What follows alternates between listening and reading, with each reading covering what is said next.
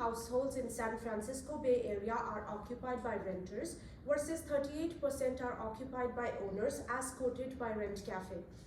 Because California has not built enough homes to meet demand for decades, even during the years of slow population, housing prices have stayed high and barely gone down, says Khoury. With rising interest rates and housing prices, renting apartment homes is one of the many feasible options available to us students. As a student pursuing a degree in real estate, combined with a 6 years experience in the industry, I will provide information about renting homes and leasing process. In today's speech, I will cover the process of applying to rental homes, moving in and moving out procedures.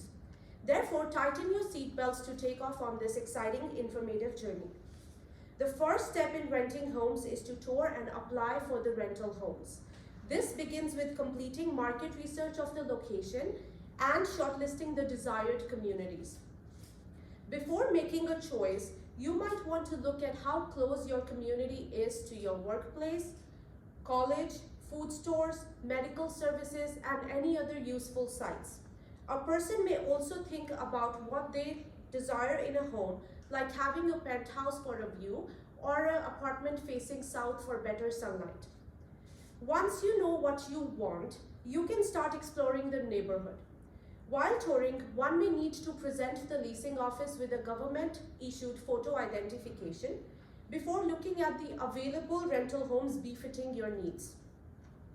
Following this, you can start the rental application to your beautiful home, comprising of credit screening, income supporting documents, previous residential and employment history.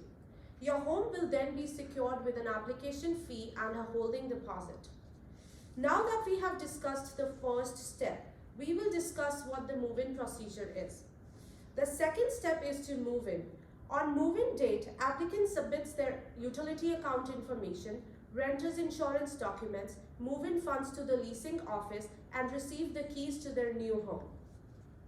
Applicant may also opt in for a move-in inspection to record any pre-existing damages in the apartment.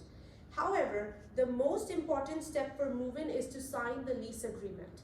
Please take a moment to watch the video explaining the terms of the lease. The lease agreement. A lease agreement is a contract between a landlord, who owns the property, and a tenant, who rents it. It outlines the terms of renting a property, including duration and responsibilities. A lease agreement is typically between 12 to 14 months and must be written and signed by both parties. Termination of a lease agreement. A landlord can terminate the agreement if the tenant fails to pay rent or breaches the terms of the agreement with a 30-day notice to quit. Likewise, a tenant can terminate if the property isn't habitable or when the lease ends, with a 30-day notice to vacate. Lease agreement also contains the information relating to early lease break policies, late rent payment policies, community policies, security deposit refund policies, federal law disclosures, and warranties. That's all for a quick overview of lease agreement essentials. Another aspect of move-in process is to rent move-in trucks for transportation. A person can reserve a 10-feet truck for a 1-bedroom or a 12 to 15-feet truck for a 3 to 4-bedroom unit, according to Wazoza. Now that we have discussed the move-in, we will discuss the move-out procedure. The third and final step is to move out of the unit. Once the tenant reaches the near end date of their lease, they receive a renewal notice from the leasing office 30 days prior to the lease end date. The tenant can then choose to renew for another year or give a 30 days notice to the leasing office to vacate. While submitting the notice, the tenant may choose a pre-move-out inspection of their unit.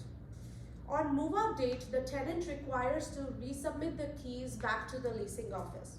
After the handover of the keys, the tenant can expect to receive a move-out statement with final turnover invoice, utility bills, security deposit itemization, and shall return any remaining portion of the deposit to the tenant via US mail within 21 days of move-out. According to Griswold, under the security deposit law, the owner can be fined up to $600 if they account or do not return the deposit within the time allowed by the law. In conclusion, I would like to state again that rising interest rates and housing prices, renting apartments is one of the many feasible options available to us. The three main aspects of renting homes are applying, moving in, and moving out of your units. Now that I have shared all the information regarding the process, you can release your seatbelt and get ready for the next informative speech. Thank you.